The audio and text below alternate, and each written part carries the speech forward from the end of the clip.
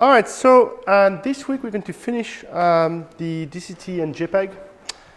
So this lecture will be trying to go as fast as possible in that, okay? So last week we looked at the DCT itself.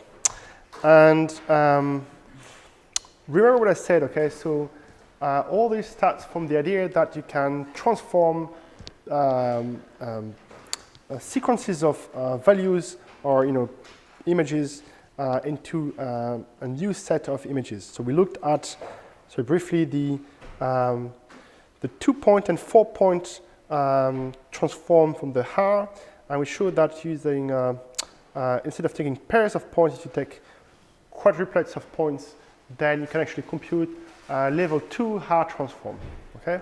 And then we, that begs the question of, okay, is that the best way of transforming the data for compression? Can we do better than this R transform? And then I said yes, there are better ways, and a nice formulation for what is the best way is the Caron-Love transform, which basically looks for trying to do energy compaction. And by energy compaction, we mean that put most of the variance of your data along one particular axis, okay? So we're trying to reorganize to do a transformation of your space into a new coordinate system where the axes are ranked from being the most useful or capturing the most variation in the signal to the last one, and the last axis represents just the dimension of the noise, okay? So you don't have much going on there. But we said this is kind of hard to get in practice for coding, so usually what we found is just to use a DCT is just good enough and very close to the optimal, and at the benefit of lots of very nice properties in terms of computation and so on. So we looked at that. This is a transformation you have for the 8-point matrix. Now remember, this is looking at 1D. When you work at 2D, you have to apply that both in X and the Y direction. And this is, we said, okay, there's some fast ways of going around that. This is what the 2D transform looks like, okay? So basically what I said last Friday was that if you look at an 8x8 patch, applying the DCT is equivalent to multiplying that patch by every single of these subimages, okay? And all these subimages you see here are 8x8, and they correspond to the mask, the weights of your mask. And the weights are basically between, the negative or positive. And you can see they represent a whole range of different frequencies in your picture. So on the top left, you have the low frequency, and the bottom right, you have the highest possible frequencies of your patch. And what you say that any patch can be expressed as the linear combination of these little images, okay? So this is what we have, okay? So, sorry, I will switch up the light here.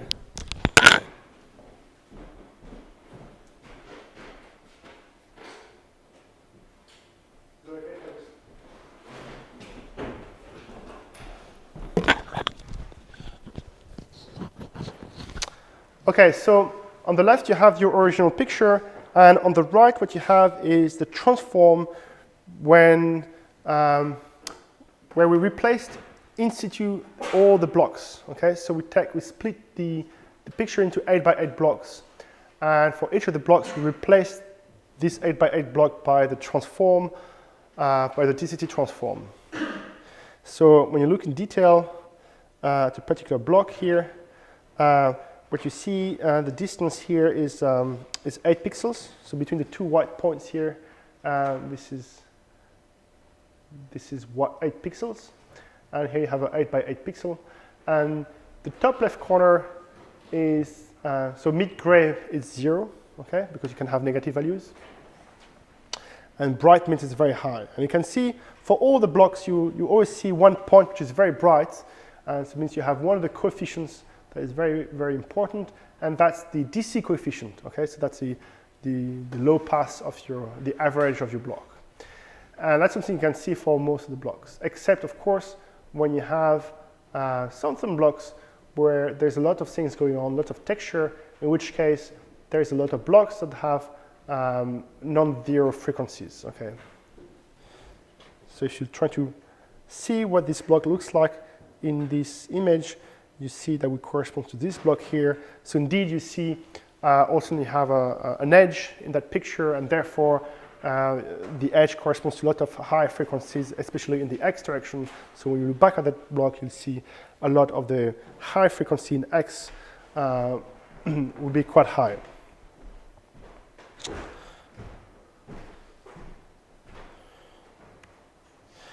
All right, so this is the same image, except we've done the same trick as we've shown with the Haar transform, where we rearrange all the coefficients by type, and that means that we took the DC coefficient for all the blocks and reassembled that as a small picture. All right. Now, essentially, what you have here is can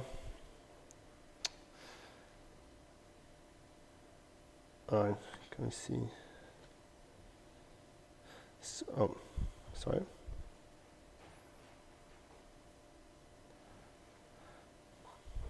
So what you see here is the picture of all the DC coefficients, and therefore this is a picture of that is an eighth of the resolution in X and Y of this original picture. Okay, so here we divided by 8 the resolution. Okay, that's because we take only every single, we take blocks of 8 by 8. Okay, and what I say, what is interesting here is that when you look, okay, so basically here you have 8 by 8 pictures. Okay, so sorry. So when you look back here, you have 8 pictures on the X and 1 here, so you have actually 64 subband images. Okay, so each of these images corresponds to the response of a particular filter we've defined here. Okay, so here you look at a particular frequency, and when you look here, you get the response for that particular frequency expressed as a sub-image. When you look in detail and just isolated the 4 top left responses, it's very similar to what you get in Haar, and that makes sense because this more or less does Haar. Okay, so it's not quite like Haar, but it almost like Haar. So the top left, you have the low frequency. Okay, so you have a low pass on both X and Y, and here you have the low high and high low and high high here. Okay, and they're not quite exactly defined as in Haar, but they are very similar in nature. Okay, so let's look at the entropies and the histograms you get for these 4 particular subbands. Okay, so here we're just looking at the 4 subbands that I highlighted here, and you see something very similar to Haar. So the the histogram for the low is flat, as the original picture is, and then the histograms for the coefficients for your for these 3 particular bands, you have a peak which is pronounced at 0. So most of the coefficients are near 0, and very few are high values. Okay, and you can see the entropy is quite low in all these other subbands. So the average entropy over the 64 subbands, okay, it's 1.3 bit per pixel, which is a lot better than what we had for Haar when we had 1.6 bit per pixel for 4-level Haar. Okay, and that's using the same quantization step. So that's quite good. So we made quite a lot of progress there. Just looking at the entropy, we know that the DCT does a fair bit better. So the way in Haar we had the question of, how many levels do I do? Now here you don't redo that because already the pictures are quite small, so you don't do a multi-level DCT as such. But in DCT you have one parameter which is interesting, which is the size of your block. So if you do a 2x2 DCT, you look at pixels at sub-blocks of size 2x2. Okay, so you look at 4 pixels, and that's very much similar to Haar. Okay, so we know that we probably want to do better.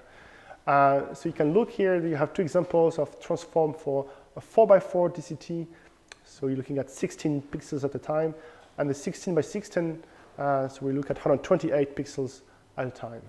Okay, so obviously, okay, on the left, it's a 4x4 DCT, so the number of sub-images you have would be 16, okay, so 4x4, so you have 16 different types of filters you apply, and the 16 by 16 DCT, you have 128 types of pictures, okay, and each of them being smaller.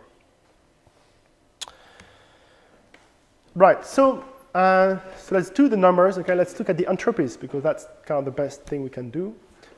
So on the left here, you have the level 1 hard transform, which is 2 bits per pixel.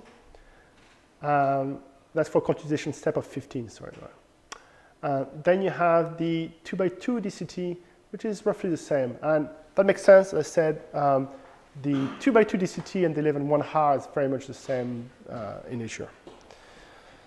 Then you have the level 2 hard, which is a 1.7, the 4x4 DCT, which is already quite a lot better than that. Then you climb up to level 3 of hard and level 8.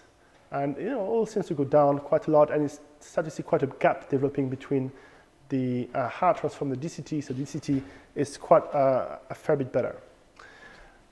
So you'll be thinking that, okay, 16 by 16 DCT is slightly better than 8 by 8.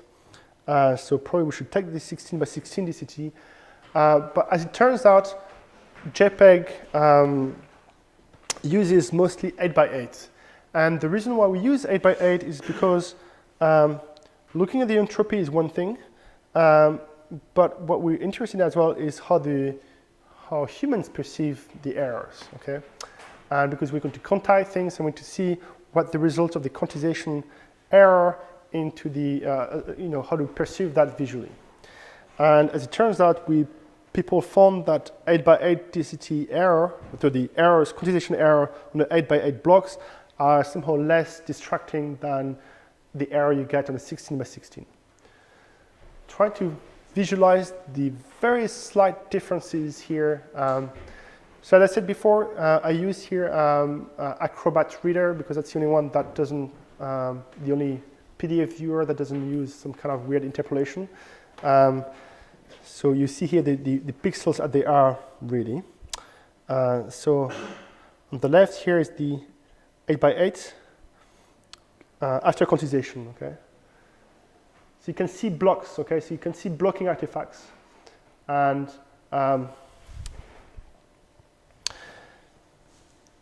basically when you have an edge, okay, when you have a smooth area, it will tend to over-smooth it at the level of a block, okay? So if you have a very soft, slow gradient going across that, that will result in a lot of staircases effects, okay? So you will be trying to smooth too much over that block, and you kind of have a staircase effect. If you have a strong edge,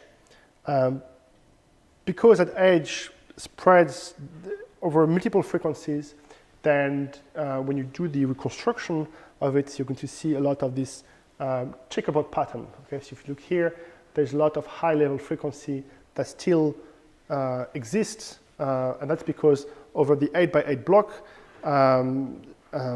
these frequencies that still show up over the entirety of the block. All right? So when you reconstruct that, you could see these high frequencies being revealed after quantization and reconstruction. Does it make sense? All right, so all these artifacts are because we don't quantization. Okay, if you don't do quantization, obviously you don't have any error. Okay, everything is fine. But here, because we quantize, we're going to cut off some of the frequencies. We're going to say we don't need those. But obviously, when you reconstruct, you can see the error. All right. So that's 8 by 8. If you look at 16 by 16,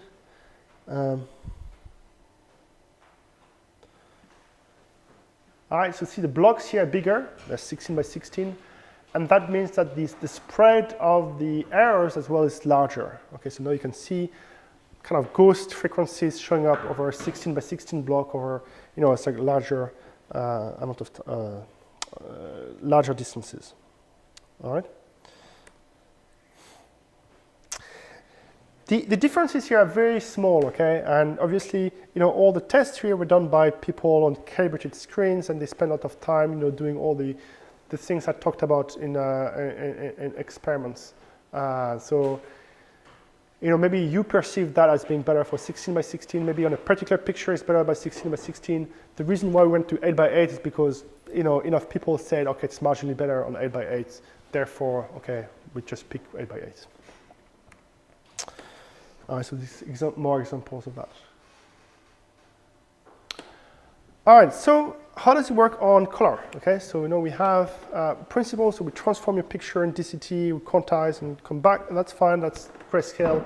Obviously, in real life, people have color images since quite some amount of time. And so, as usual,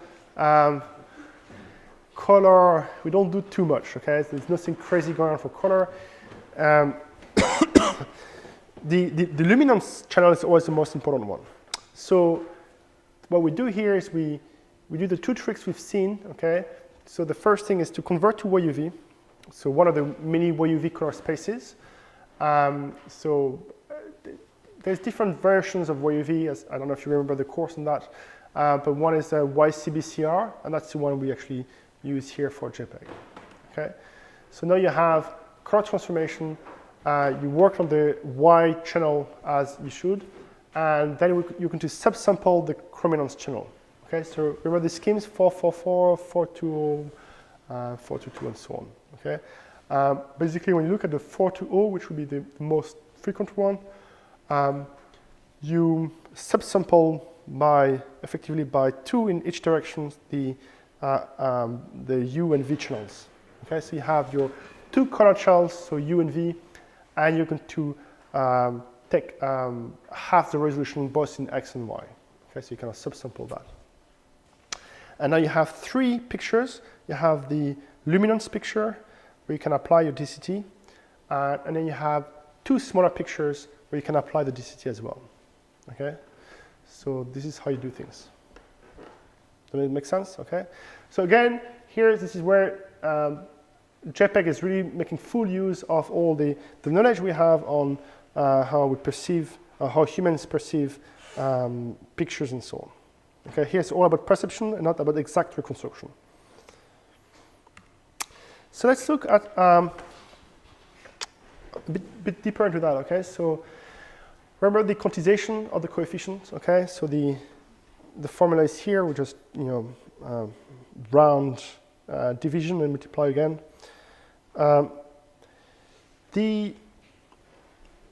You might want to apply different thresholds at different bands. Okay, so the idea here now is like you have different frequencies both in X and Y directions, and you might want to apply, instead of applying the same quantization for all the bands, you might want to do to be a bit more aggressive at some frequencies. And remember, that makes sense because we know that we're not as sensitive to very high frequencies, for instance, that we are to some low frequencies. So maybe we can gain by being more aggressive on the quantization on these high frequencies than we are on the low. So what you see here, it's called QLum, and it's the quantization step you have for the luminance channel per band. Okay, so it's we're looking at 8x8 DCT transform. And so here we have an 8x8 matrix where we put here all the Q step for each of the bands. So remember, this is a Q step, so you divide the number by the Q step and do it again. So this is the Q step you use for a particular band. So what does it mean? Okay, so it means when you look at 16 here at the top, it means that when you look at the intensity, you divide by 16, round it up, and multiply again by 16. So the smaller the number, the less quantization you do. Okay, and the bigger the number, the bigger the quantization is. And in this matrix here, we're looking at integer values, right? So the bigger the number, the more aggressive you are. So when you look at the color ones, okay, the color one seems a bit more simple, okay? So you have the same value, 99 everywhere, okay? Except for the beginning. And the beginning here is the lowest. This is a DC coefficient, okay? This is the kind of the mid frequencies, and this is the high frequencies you have here, okay?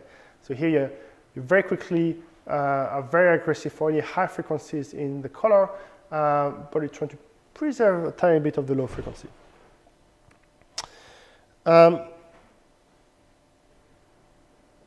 So just want you to look at, so I just put them side by side here. I just make a few notes here, and it comes back to what we've seen before, okay? So the first remark here is like the quantization, so it says here on the left, okay? So the quantization steps get bigger with the spatial frequency. And indeed, in both cases, roughly when you go along that direction, just look at the x-axis, you quantize a bit, you get more and more aggressive as you get to higher frequencies, okay? And same for both luminance and the chrominance. Second point here is like when you look at the luminance, there's a slight drop, okay? So this value is 16, and then the next one up is 11, 10. So actually there's a drop, okay? So actually you somehow, it corresponds to what we know of the human visual perception system. So, I mean, remember these graphs? You are more sensitive somehow in the luminance to this part of the graph. So you're more kind of sensitive to the low to mid-range frequencies, okay? So this is the same here, okay? You have this drop, okay, lower values, which means that you're trying to protect these frequencies a bit more, and then you be a bit more aggressive. Interestingly, as well, there is some asymmetry for the luminance between the x and the y-axis. So as it turns out, the human eye is a bit more sensitive to the horizontal frequencies that you are to the vertical frequencies.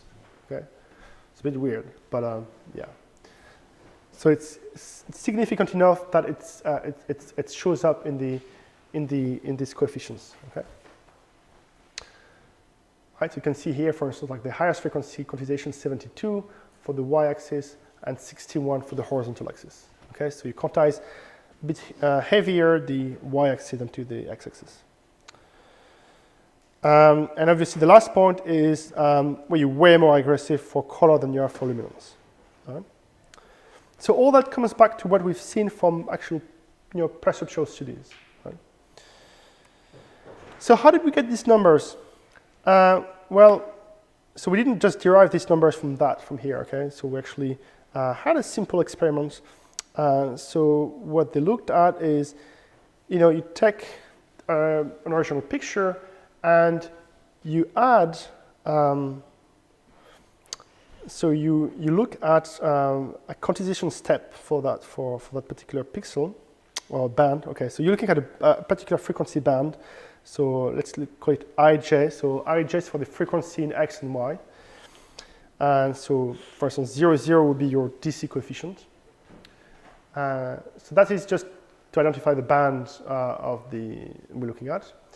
And then we're going to look at the mask as sub-image, or the weight, sorry, for that particular band. So, coming back here.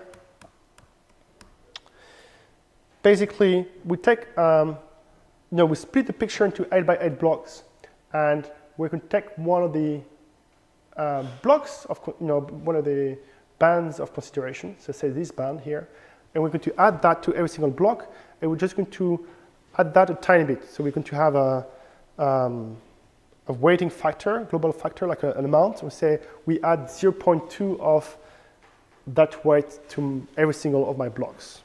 All right, so say that again. We try to assess the visibility of each band, okay, and to see how we perceive these frequencies. So what we do is we take the original picture, say the Lena picture, and we're going to split that picture into 8 by 8 blocks. And for each of the 8 by 8 blocks, we're going to add some amount of a particular frequency. Okay, so we're going to degrade the picture with that particular amount, okay, in a linear way. And we have to increase the amount we add, okay, so we could multiply that weights by some factor, and when the user or the human says, okay, I can see a difference, so we see side by side the two pictures, the one with no alteration, the other one with the same picture where we added that frequency, and then we see, okay, can you see a difference? And at some point they'll say, okay, yeah, I can see this one has an artifact and this one doesn't have an artifact, okay? And we just take note of when the people can see the difference. Does it make sense what I'm saying here?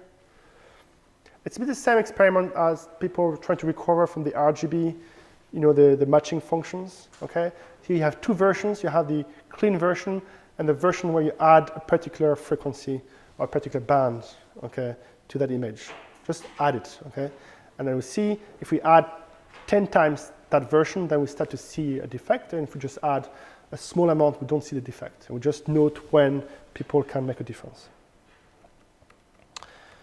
So coming back, so mathematically, this is what happens. So you have they're given these two pictures, the original and the degraded one. And the degraded one is obtained by taking the original, multiplying by this factor, and multiplying by the subband itself we're looking at. And we record when, you know, with threshold for which people start to notice a distraction. And that threshold is exactly the quantization step we're looking for. All right, so it's quite a simple experiment.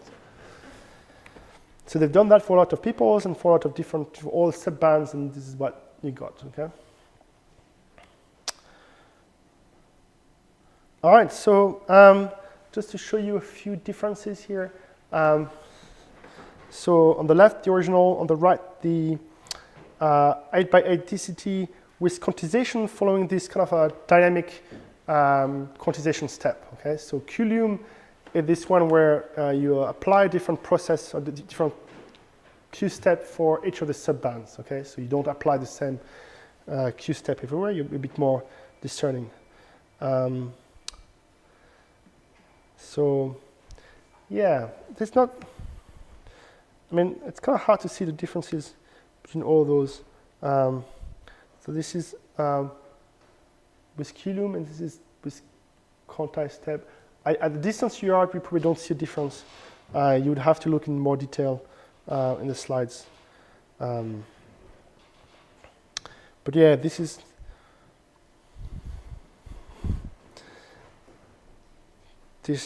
yeah, whatever.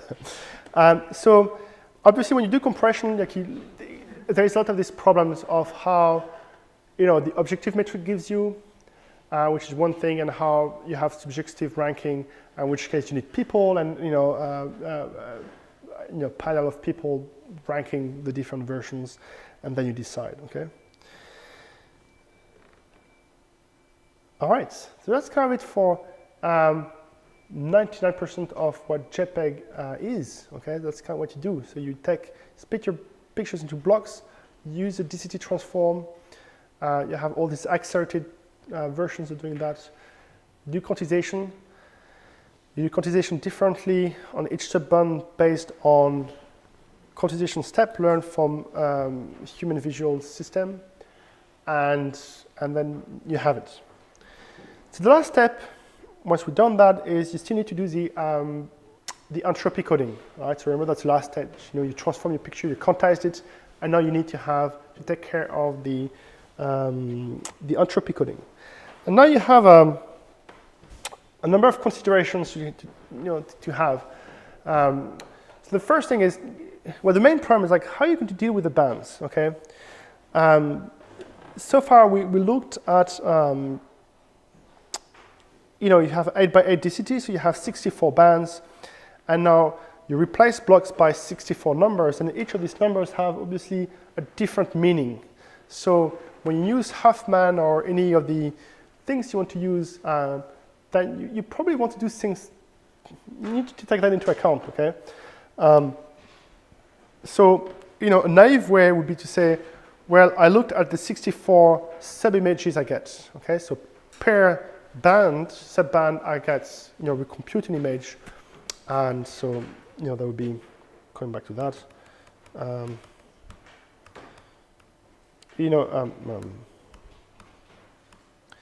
so looking back here, if you look at the 8x8 DCT, you can recreate all these 64 images, and you could think, well, maybe I should compress each picture, each of the 64 pictures independently and its own Huffman code. Yes? You lost any information by doing DCT or the quantization? So DCT, you don't lose any information, okay? As long as you work, floating points, accuracy, and so on, okay? So as usual, the transform, the idea you can come back, the inverse DCT will bring you back to where you are. It's just the quantization is really the one that destroys, that brings you to lossy compression. So, all right, so at this point, you've transformed your picture. This is a transformed version, and you say quantize them, and you want to apply Huffman. And what do? I mean, you could apply Huffman or whatever zip algorithm on the entire picture on the right, and just say this is what you have. Or you could try to say, well, each of the 64 images has its own behavior, so maybe I should learn from Huffman. I have applied different Huffman code for each of these 64 images. Okay, so effectively, instead of one Huffman of one zip, you apply 64 different zips, zip compression on the 64 subbands. And you can see, okay, there's definitely something that can be optimized here. Like you need to take a decision on how you do it, but it's not trivial to think how you go about that. So the way they approach it going back.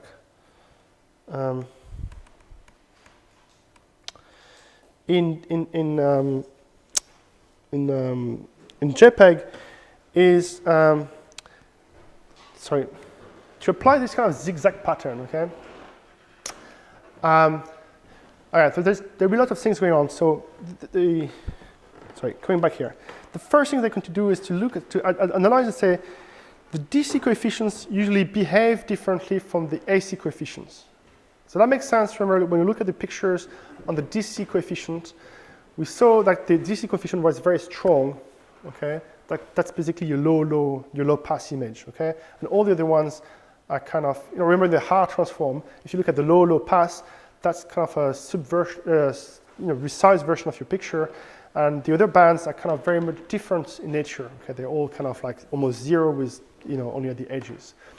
So it kind of makes sense to have two different strategies. One of these, which is for the DC coefficient, so the low pass, and a separate strategy for all the AC coefficients. Okay, so that's the first thing. All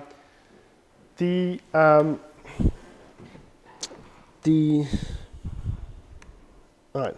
So when you look at the AC coefficients, so all the ones that have kind of a higher frequency than 0, you get something like that. Okay, so you have your all your coefficients organized in your 8x8 grid, and going from the the DC coefficient here, if you want, to the highest frequency here.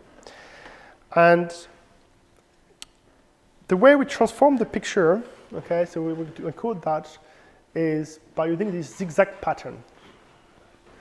Okay, so we are going to, so you have your 2D block and you need to transform that into 1D stream, and we're going to rearrange all the coefficients along this zigzag pattern. So we're going to start from the lowest frequencies and zigzag along similar levels of frequencies, but going back and forth between the X and the Y frequencies, okay? And you finish by the high frequencies both in X and Y. Does it make sense? All right, so I'm just going to realign all the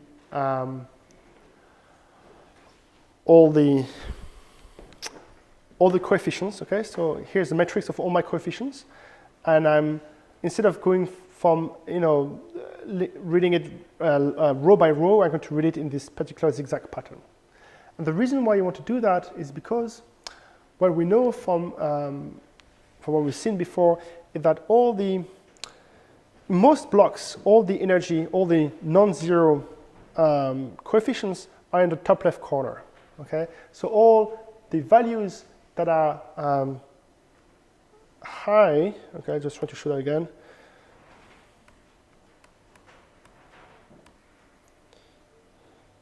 When you look at a particular block here,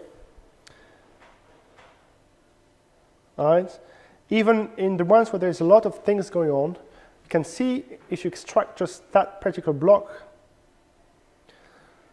So you see the DC coefficient is very specific, okay? But all the other ones kind of only happens in this top left corner, okay? And you see here when you're at the bottom, you really have nothing, it's mainly zeros, okay? So you have a lot of zeros towards the end. And by reorganizing into this zigzag pattern, what happens is that after rounding, most likely towards the end, you're going to have a lot of zeros.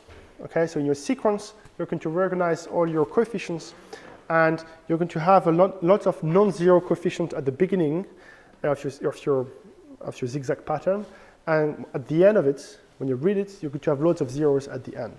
All right, makes sense? So you start from the top left here, and you have lots of non-zero values, and then as you go down, after here, for instance, okay, after quantization, all these guys will be zero. Okay, so somehow you reorganize your data in a way where you kind of split and say, okay, at the beginning of my stream, I have lots of non-zeros, and at the end, I have probably lots of zeros. And by doing that, then I can use run length coding. So run length coding, I just have to say, here's a bunch of non-zero values, but here I have 8 zeros in a row that will come after you. Okay, so you have one code that tells you you have 8 zeros ahead of you, or you have 16 zeros and so on. Okay. So this zigzag pattern is quite an important trick from JPEG. It allows you to reorganize your coefficient in a way that increases the number of zeros you have in a sequence. And because you've done that, then you can use run length coding very efficiently. And if you look at this block, for instance, you have 1 on 0, maybe 2 other ones that are, 3 other ones that are non-zero, but then after everything is 0. Okay, so the way you code that block would be, code this guy value, and then you say you have 60 values of 0 afterwards. Okay, so it's a very efficient way of coding it.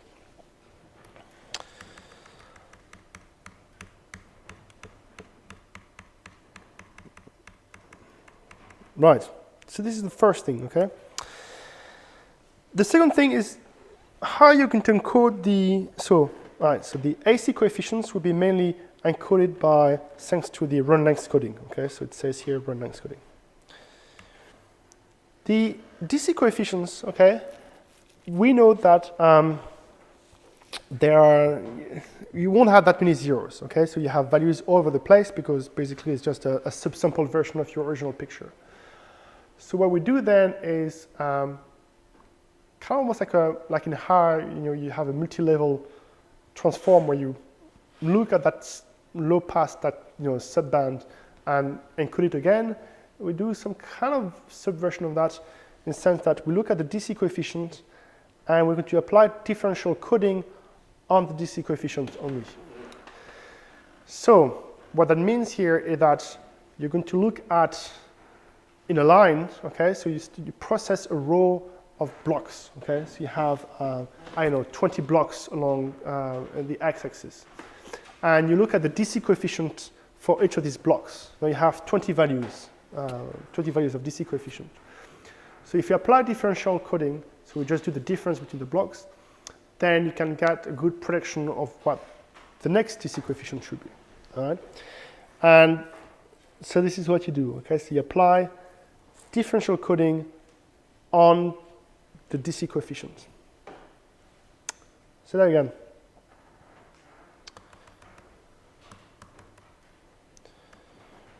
When you look at the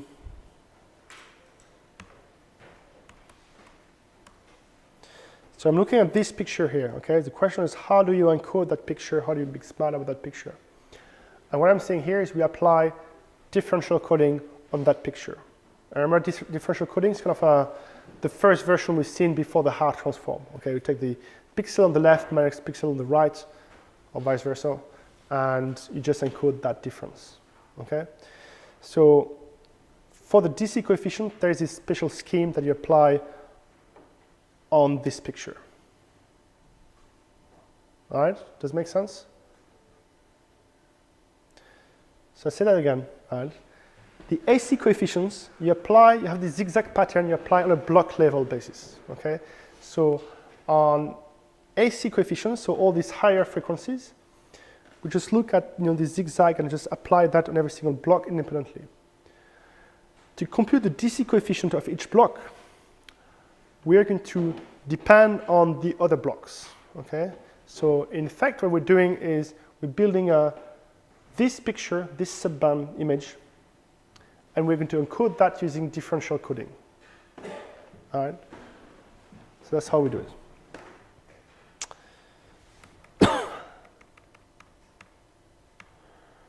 Okay, so this is the main tricks.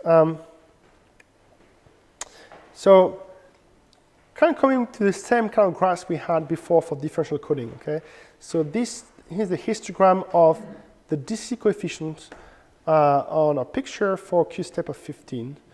And so the same histogram that you have for the original picture, okay? It's kind of the same, okay? That's the histogram of your low band, okay? And what you have here is the histogram of the difference along the x-axis between the pixel on the right minus the pixel on the left. And as you can see, you have the same kind of characteristic where most of the values would be around 0. Okay, you have this tail-off effect.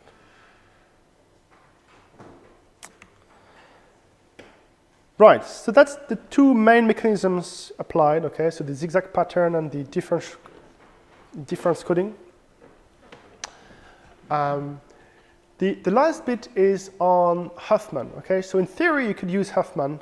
The problem you have is you generate a lot more symbols that you had before, okay? So when you look at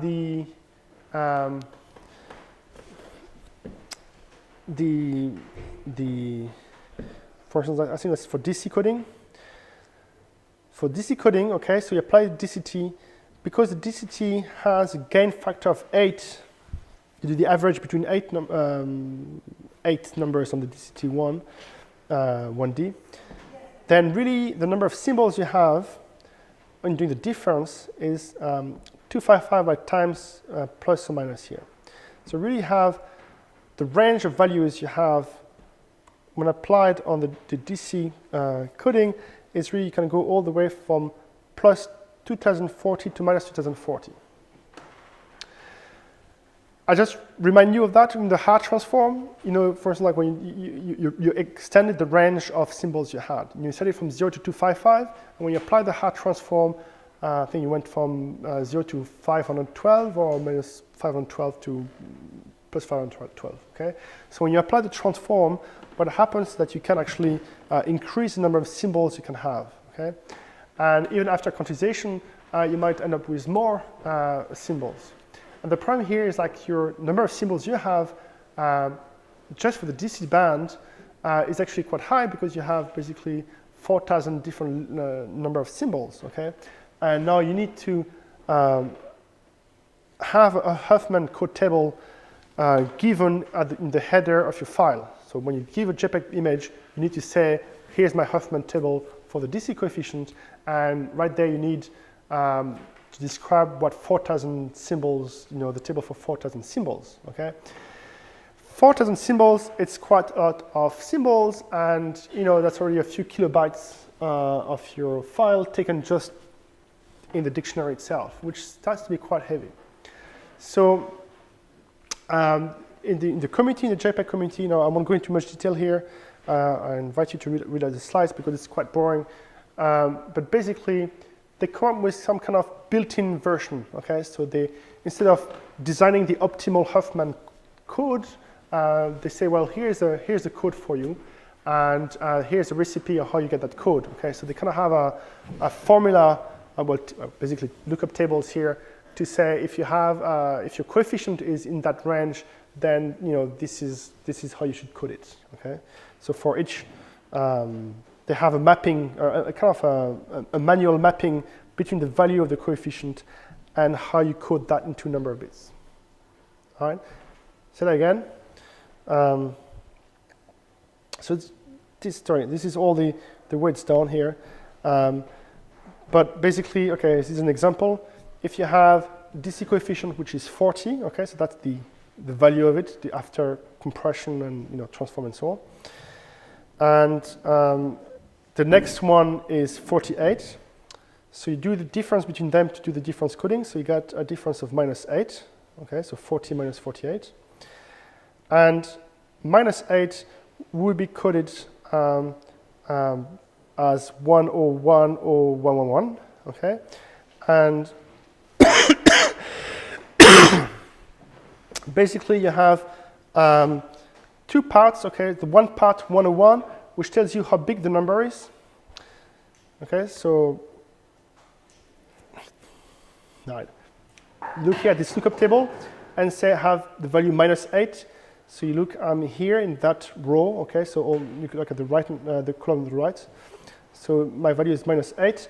So I know that I'm in category 4, and the range of possible, have all the bits going from 0000 to 1111. Okay, and then in the category 4, you read and you say, right, this is this code. So basically, what it means, okay, it means when you do the DC coding, you get a number -8, and you want to. The very last stage now is to transform that -8, which comes after all this transform, into binary code. And instead of using Huffman, we have now this lookup table or this mechanism in which we're just going to replace -8 by a particular code. And that code is worked out as follows with these two parts. One looks like the magnitude of the code, the number. So the bigger the number, the more bits you will need. And the other part gives you the index within that range. Okay? For the AC coding, you have a different scheme, but as well, it's a manual process. Okay? So you have these run length coding schemes, and I won't get into too detail because it's kind of it's really boring, but it's in the slides, and you have to read the slides for that to ask me questions if you have issues. But basically, it's the same story. You have a whole process that tells you how you transform a particular value you have in the AC coefficient that you found, and how it relates to a particular sequences of bits.